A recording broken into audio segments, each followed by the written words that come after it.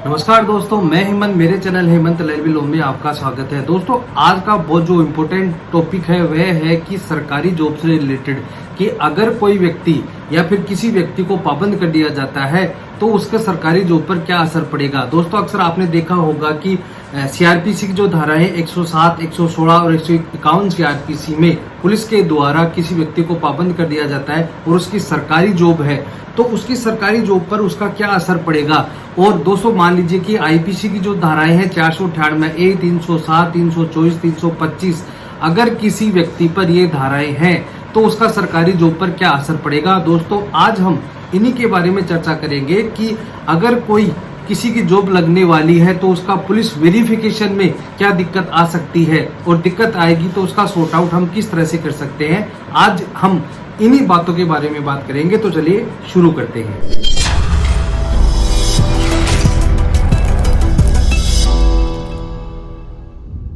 दोस्तों, अगर किसी पर इस प्रकार के मामले दर्ज हो जाते हैं तो उनका टेंशन लेना भी जायज है। कहने का मतलब ये है कि जब लोग सरकारी जॉब में हैं और उनको अगर मुकदमा कोई केस हो जाता है तो इस सिचुएशन में वे क्या कर सकते हैं। उन्हें नौकरी छूटने का बहुत ही डर सताता रहता है, या फिर किसी की नई जॉब लगती है तो पुलिस वेरिफिकेशन में उनको टेंशन ये रहती है कि हमारी जॉब लगेगी कि नहीं लगेगी। दोस्तों, राम राम। दोस्तों, अगर ये थारा वीडियो चोखा लागी ही, अच्छा लागी ही तो दोस्तों इन्हें सब्सक्राइब करो। जो थारे वीडियो का नीचे ना लाल बटन आ रहे है बिना सब्सक्राइब कर दो, और जो वीडियो थाने मिलेगा वे आगे से आगे बहुत बढ़िया वीडियो मिलेगा और थे इन्हें ध्यान से देखो।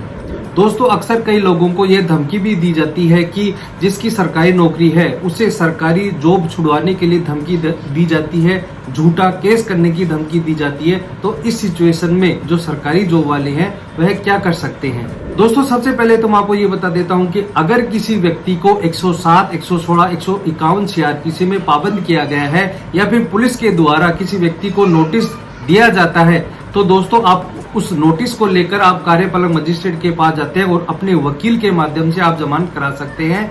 दोस्तों, 107, 116, 151 सीआरपीसी में जिस व्यक्ति को पाबंद किया गया है और उसकी सरकारी नौकरी है तो दोस्तों मैं आपको बता दूं कि उसकी जॉब पर उसका कोई भी असर नहीं पड़ेगा। दोस्तों, ये जो मामले हैं ये कोई क्रिमिनल केस नहीं है, इनमें ना ही कोई एफआईआर दर्ज होती है। ये केवल शिकायत के आधार पर अपराध को रोकने के लिए एक पाबंद का तरीका है।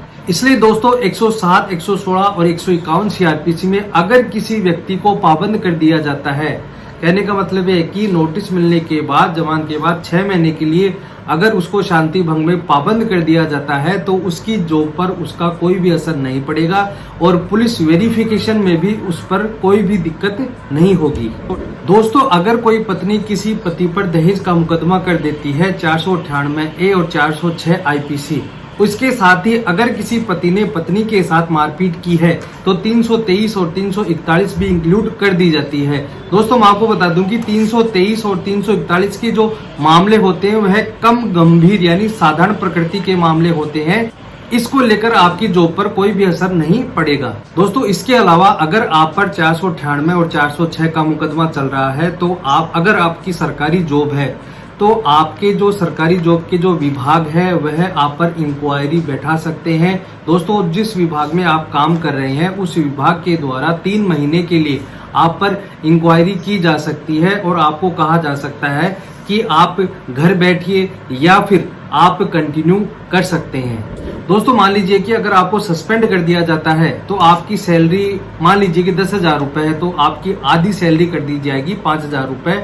और दोस्तों, अगर आप उस मुकदमे में सजा के दोषी होंगे तो आपको टर्मिनेट भी कर दिया जाएगा। अगर आप बरी हो जाते हैं तो आप कंटिन्यू वह जॉब कर सकते हैं। दोस्तों, ऐसे ही आईपीसी के सेक्शन 324, 325, 307 में दिया गया है अगर आप इन मामलों में दोषी साबित हो जाते हैं तो आपको टर्मिनेट कर दिया जाएगा। अगर आप बरी हो जाते हैं तो आप लगातार अपना काम कर सकते हैं।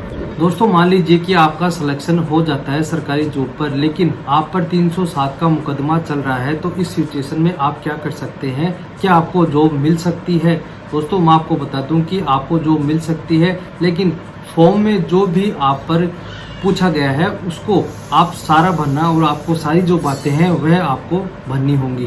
दोस्तों अब सबसे जरूरी बात यह है कि दोस्तों मान लीजिए कि आप पर 498A, 406, 324, 325, 307 का केस चल रहा था और आप उससे बरी हो जाते हैं और आपकी जॉब लग जाती है। उसके बाद आपका जो पुलिस वेरिफिकेशन है वह आता है। दोस्तों मैं आपको बता दूं कि जब आप पासपोर्ट बनवाने जाते हैं तब भी आपको पुलिस वेरिफिकेशन देना होता है। तो इस सिचुएशन में आप क्या कर सकते हैं? इसके लिए दोस्तों आपको ये करना है कि आप जब बरी हो जाते हैं तो आपको आदेश या जजमेंट की कॉपी निकलवानी है अपने वकील के थ्रू या किसी मुंशी के द्वारा भी आप कॉपी निकलवा सकते हैं।